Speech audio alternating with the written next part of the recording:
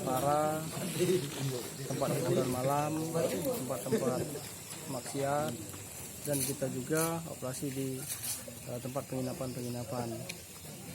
Tujuan sendiri? Tujuannya untuk yang pertama menghormati di bulan suci Ramadan ini. Jangan sampai di bulan suci Ramadan ini banyak hal-hal yang tidak penting atau hal-hal yang membawa mudarat bagi kita umat muslim. Hasil dari malam ini? Hasil dari malam ini sudah beberapa titik yang kita jumpai atau razia, namun hasilnya nihil karena ini mungkin ada informasi yang didapat oleh mereka. Namun untuk ke depan tetap kita pantau dan tetap kita razia. Mungkin ada titik kecamatan lain nggak selain Tanggubi mungkin Ustaz?